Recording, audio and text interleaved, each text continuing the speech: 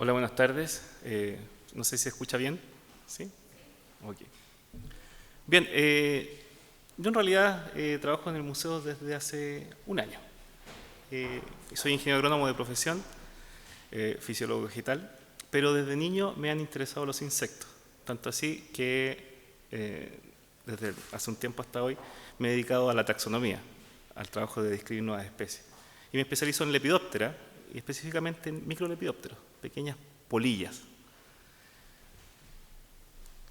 Ahora, ¿por qué hablar sobre ciclos biológicos en insectos?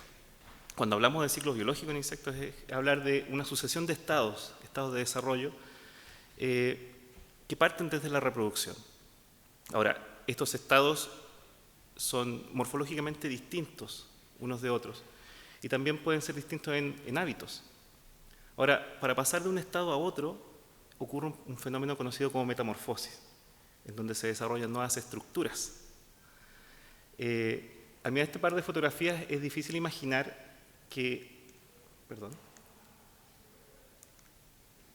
ambos insectos pertenecen a la misma especie, aunque son dos formas totalmente distintas. Ahora, ¿cómo se reproducen los insectos? Los insectos son animales semélparos, eso quiere decir que se reproducen una sola vez en su vida, a diferencia de otros animales como los iteróparos, que pueden reproducirse varias veces en su vida, y generalmente se reproducen por reproducción sexual, eso quiere decir que existe un macho y una hembra en cada especie, aunque hay algunas especies que se reproducen por partenogénesis, es decir, que no necesitan al macho. La mayoría de las especies se reproduce por oviparía, es decir, a través de huevos, aunque hay algunas especies que son vivíparas, que son las menos, y otras que son ovovivíparas. Vamos a explicar ese concepto más adelante.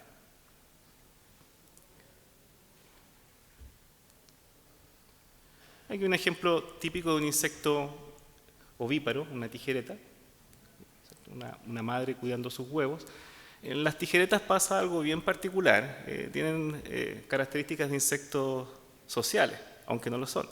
¿Por qué? Porque la hembra cuida a los huevos y a los inmaduros durante sus primeros estados.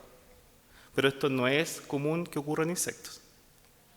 Generalmente los insectos colocan sus huevos y los abandonan a su suerte.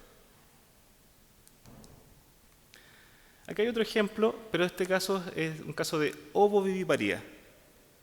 Eso quiere decir que el huevo eclosó dentro del cuerpo de la madre y posteriormente lo que nace es un insecto ya formado.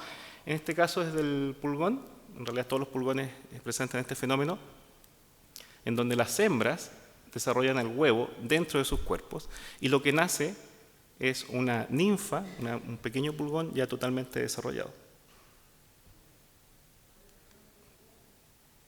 Todos los insectos parten siendo un huevo como primer estado o fase del desarrollo. Formas y tamaños son muy variados. Hay huevos muy pequeñitos que caben dentro del huevo de otro insecto, sobre todo aquellas especies que son especies parásitas, a algunos bastante grandes como los huevos de palotes o los huevos de madre de la culebra, que fácilmente alcanzan el tamaño de un grano de arroz. Ahora, generalmente son puestos en lugares protegidos, ocultos y cercanos a las fuentes de alimento. La idea es que al nacer el insecto, ¿cierto?, pueda alimentarse fácilmente. Y en cuanto a la cantidad, es bastante variable. Hay insectos que ponen un solo huevo, en el caso de algunas especies de pulgones, y hay especies que ponen más de 1 millón, en el caso de algunas termitas o en el caso de la abeja melífera, como ejemplo más cercano. Pero en promedio se estima entre 50 y 200 huevos. Ahora, el huevo en sí es una célula, ¿cierto?, que presenta su núcleo, vitelo o yema, que es la reserva nutritiva, y está envuelto por una capa bastante compleja de ceras llamada corion, que viene siendo como la cáscara del huevo. Y este corion presenta algunas aberturas llamadas micrópilo o micropila, si hay más de una, por donde ingresan los espermatozoides para fecundarlo. Como les decía, existe una gran diversidad de formas y tamaños en huevos. El primero es lenticular, es como una lenteja aplastado, que corresponde a un huevo de Polilla tortricida, como la polilla de la manzana. Estos de forma fusiforme o como forma de balón de rugby, son huevos de chinita.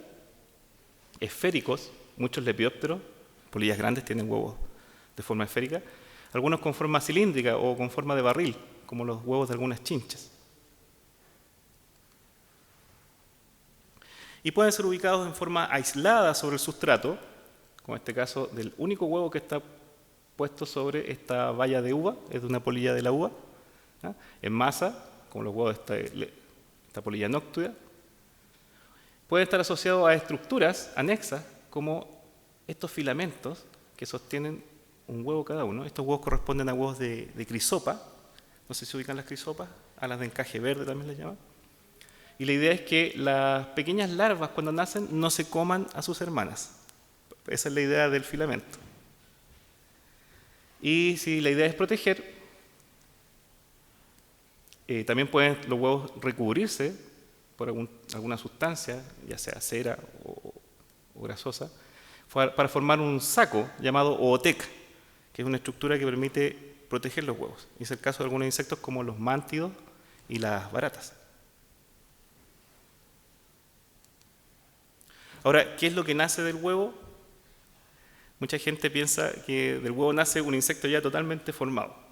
O preguntan, ¿hasta qué tamaño puede llegar un insecto, una mosca o una mariposa? ¿Ah? Pero la verdad es que del huevo nace algo muy distinto a un insecto adulto.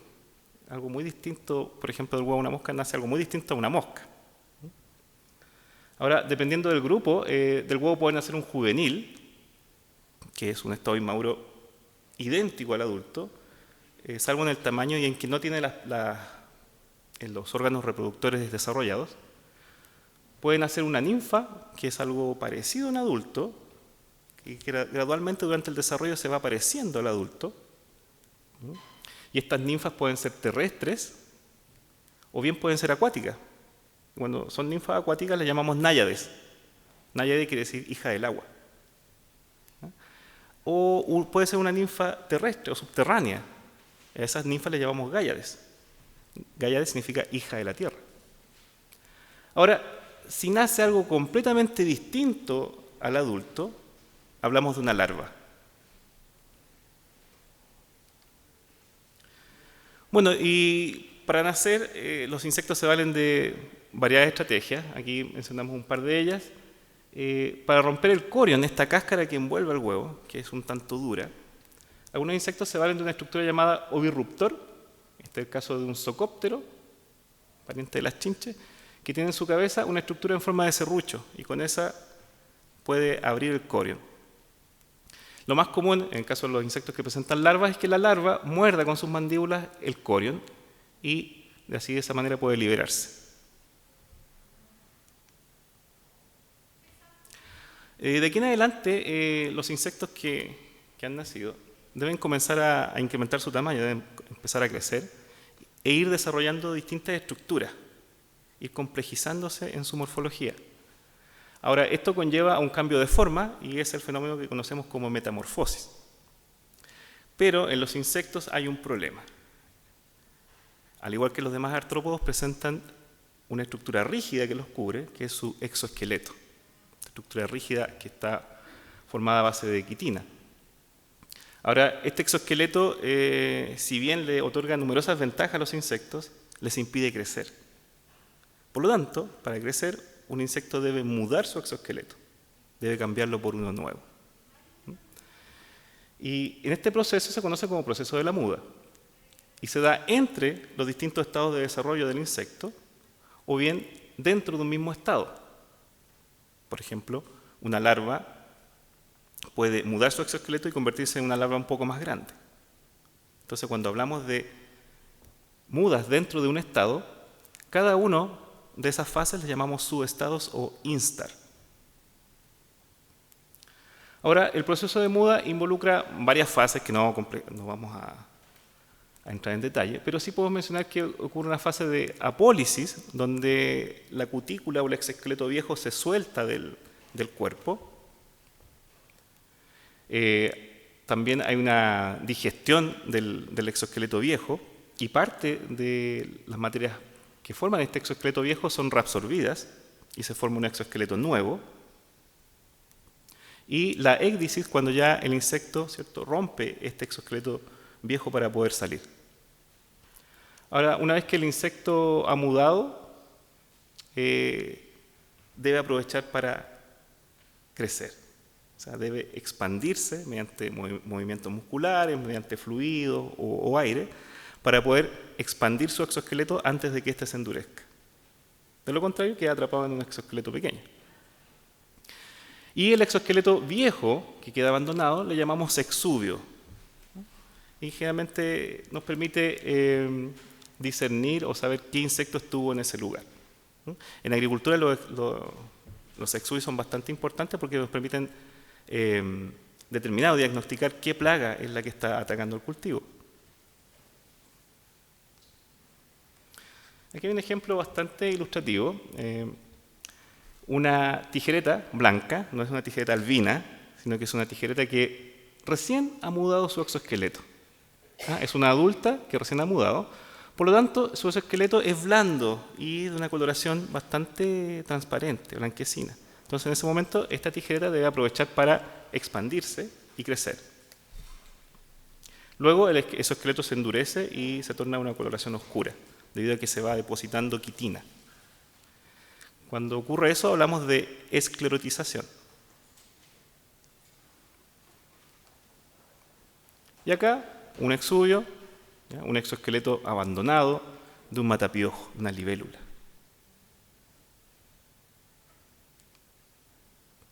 Ahora, existen muchos tipos de metamorfosis, y estos también dependen de acuerdo al autor. Pero podemos agruparla en dos grandes grupos. Metamorfosis simple, cuando los inmaduros, o sea, lo que sale del huevo es algo parecido al adulto, y completa cuando los inmaduros son totalmente distintos al adulto. Ahora, como veremos más adelante, hay varios tipos de metamorfosis simple, ametábola, cuando no existe mucha diferencia entre el juvenil y el adulto. Paurometábola, cuando gradualmente este inmaduro se va pareciendo al adulto. Y hemimetábola, cuando tanto el adulto como el inmaduro viven en ambientes distintos. El primer tipo, ametábola, en este tipo hay hexápodos e insectos más primitivos. Ellos presentan estados de huevo, juvenil e imago, o adulto, y el juvenil es prácticamente idéntico al adulto, salvo por el tamaño. Insectos que presentan este tipo de metamorfosis son colémbolos, que ahora ya no son considerados insectos, son de una clase cercana, y los pececitos de plata, o tisanuros. Ese será un adulto o un inmaduro, no lo sabemos. El siguiente es el tipo paurometábolo, o metamorfosis gradual, donde lo que sale del huevo es algo parecido al adulto, una ninfa, que gradualmente se va pareciendo al adulto y externamente desarrolla las alas, como estos primordios llamados yemas alares.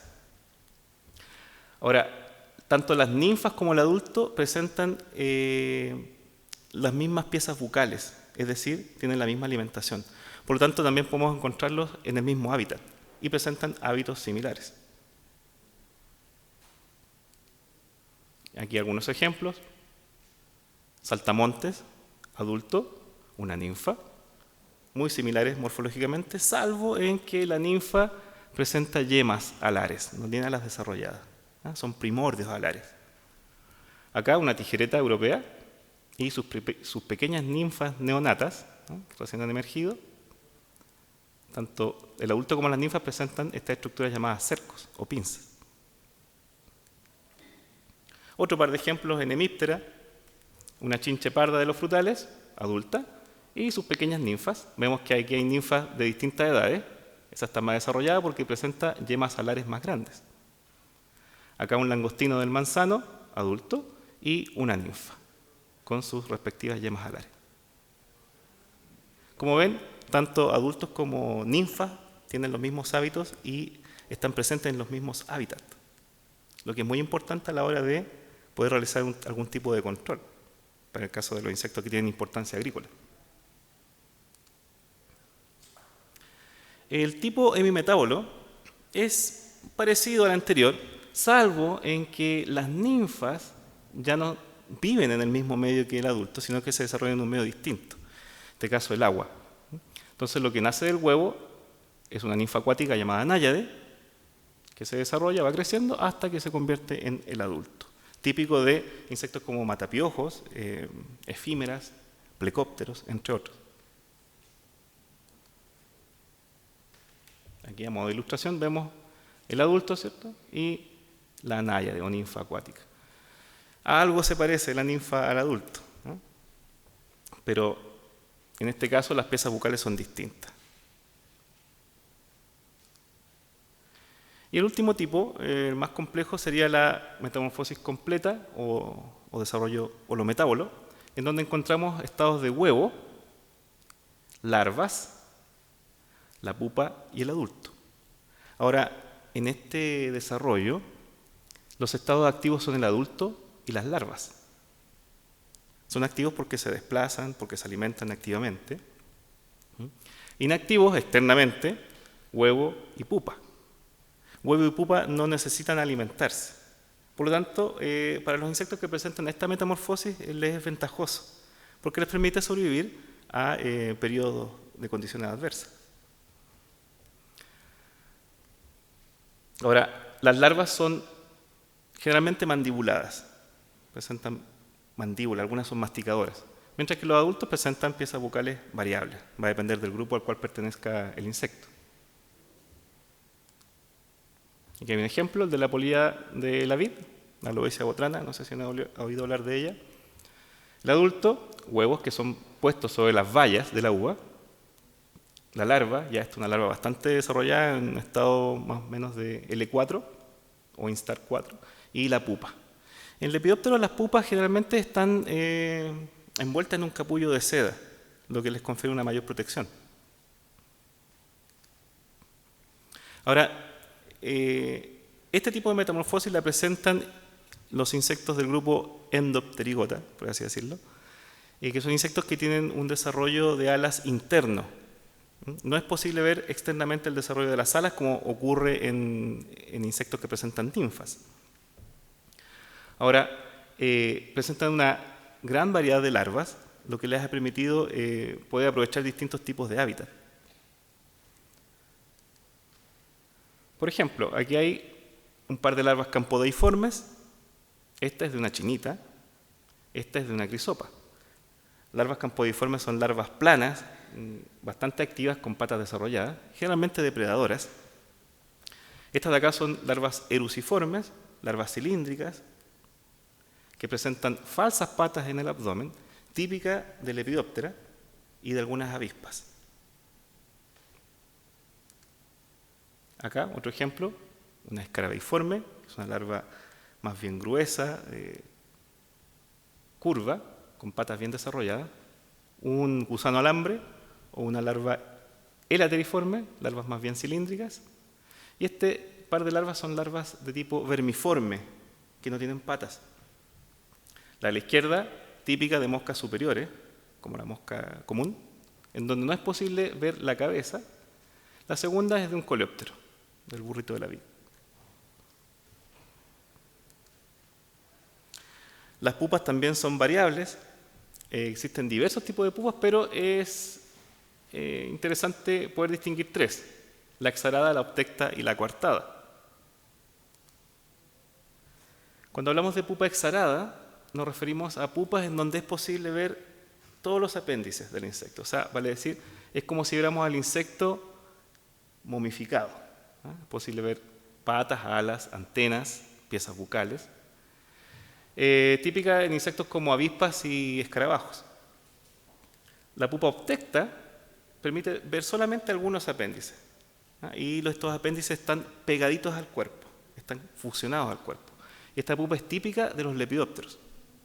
Y finalmente, la pupa coartada es una pupa que está escondida, porque lo que vemos en realidad no es la pupa, sino que es el exoesqueleto del último instar larvario. Entonces, lo que hace la larva es que no se deshace de su exoesqueleto, sino que pupa al interior de él. Entonces, dentro de este pupario, como así lo llamamos, encontraríamos la pupa verdadera de una mosca.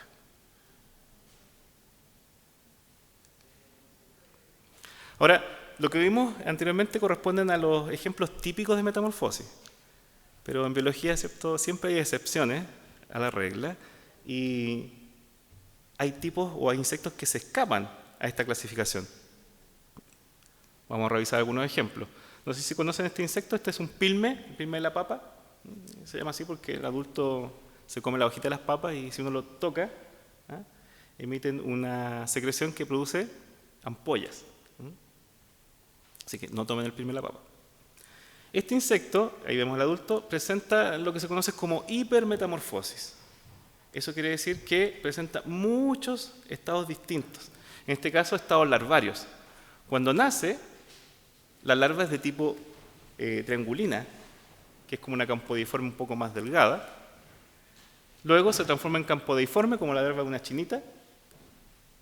Se va desarrollando hasta que se convierte en larvas de tipo escarabeiforme, curvas, ¿cierto?, gruesas. Después esta larva pierde sus patas y se transforma en larva vermiforme y finalmente en una pupa. Otro caso curioso es el de los thrips. Los thrips son pequeños insectos que viven sobre todo en las flores porque les encanta comer polen. Son los típicos piojillos de las flores y que se meten a la nariz cuando uno huele las rosas. Son muy pequeños, alrededor de un par de milímetros. Bueno, los thrips pasa algo bastante curioso. Los adultos colocan sus huevos, los meten en el tejido vegetal. Luego de estos huevos nace una ninfa 1, que se transforma en ninfa 2. Ambas ninfas son móviles, se mueven y se alimentan activamente. Pero cuando ya están desarrolladas, se lanzan al suelo y se transforman en un prepupoide, una ninfa que ya no se alimenta, que permanece inmóvil en el suelo. Y luego muda su exoesqueleto y se transforma en un pupoide, que es otra ninfa que tampoco se alimenta y permanece ahí en el suelo latente, hasta que las condiciones ambientales sean favorables y se transforme en adulto. ¿A qué se parece esta metamorfosis? A una metamorfosis completa. Pero los thrips, filogenéticamente, son parientes de las chinches, de los piojos. No tienen nada que ver con los insectos holometábolos como las mariposas o los escarabajos. Otro caso, ¿conocen este insecto? Una chicharra. La chicharra también presenta una metamorfosis bastante particular. Los huevos son insertos en el tejido vegetal, en las ramillas, y al nacer, las pequeñas ninfas se lanzan al suelo y se entierran. Presentan patas cavadoras y se entierran. Y como son insectos picadores chupadores, tienen que alimentarse de savia y se alimentan de la savia de las raíces. Ahí pasan varios años. En Chile en realidad no se conoce la biología de las chicharras. Se dice que pueden pasar 3 o 4 años bajo el suelo, pero eso no es conocido a ciencia cierta. Estas gáyades van mudando hasta que emergen en primavera y se transforman en adultos. Bueno, hay chicharras, no acá en Chile, por ejemplo en Norteamérica, que pueden vivir 17 o 18 años. 17 años bajo el suelo.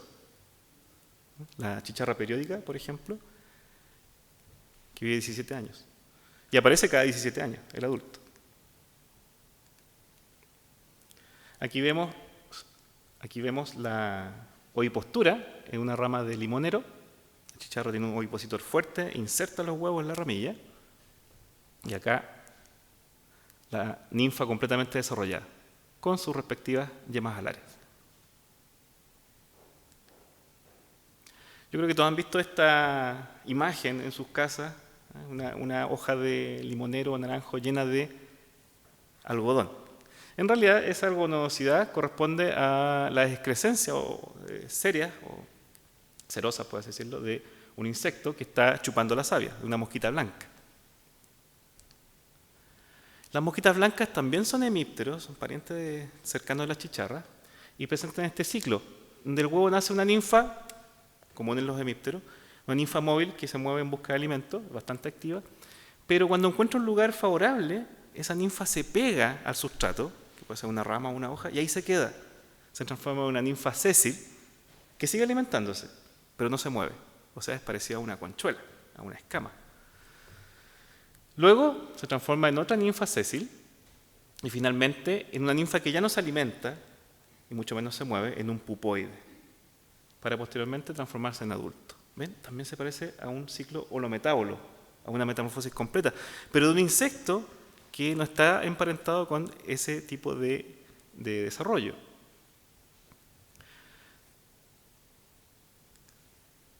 Acá tenemos un par de especies. Esta es la mosquita blanca de los cítricos, o hiponiendo.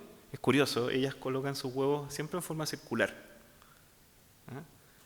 Como un compás, porque mientras están succionando la savia, van moviendo su cuerpo y rotándolo, y por eso los huevos quedan con esa disposición.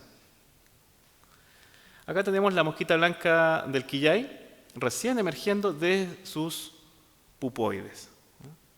De hecho, si ustedes ven esto en las hojas, que es bastante común, ustedes nunca asociarían a este estado con este insecto.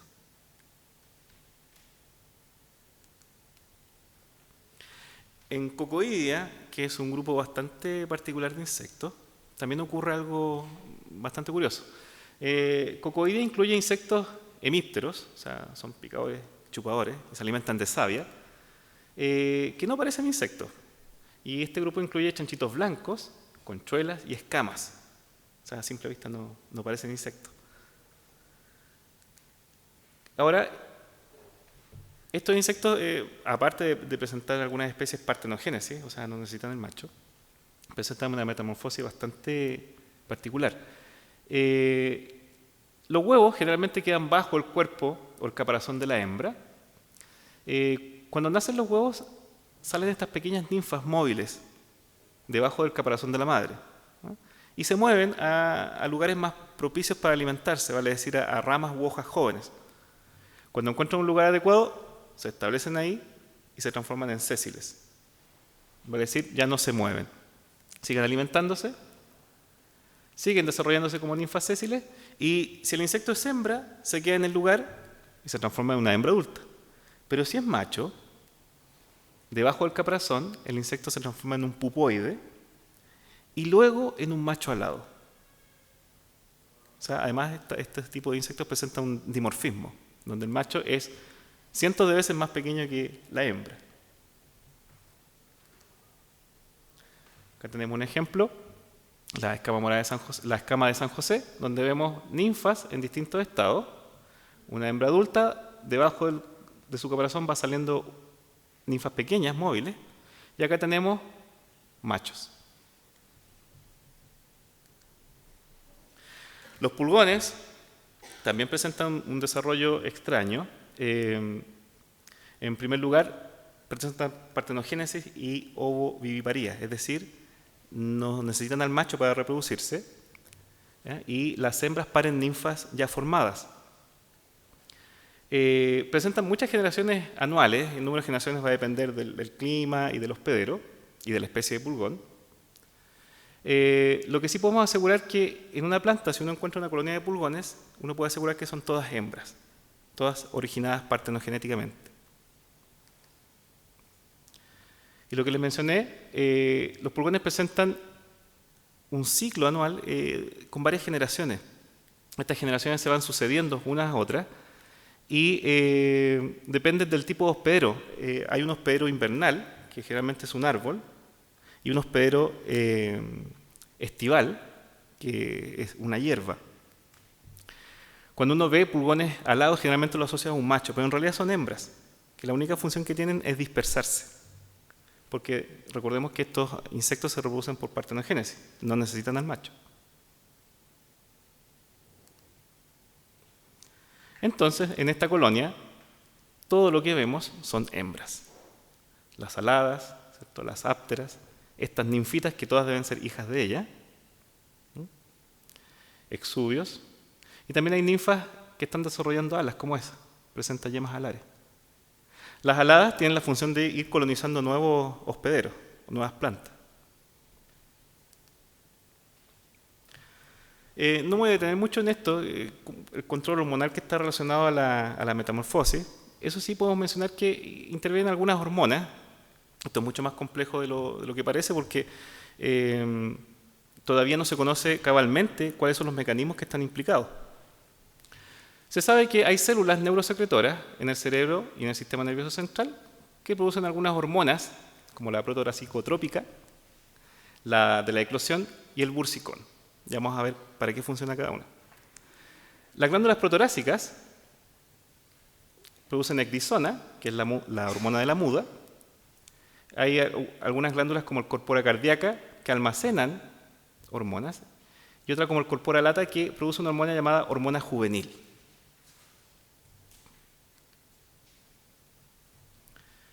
Entonces, las células neurosecretoras que mencioné producen esta hormona protoracicotrópica, parece trabalengua, que estimulan a la glándula protorácica a que produzca ecdisona, que es la hormona que estimula la muda en el insecto, a que cambie su exoesqueleto.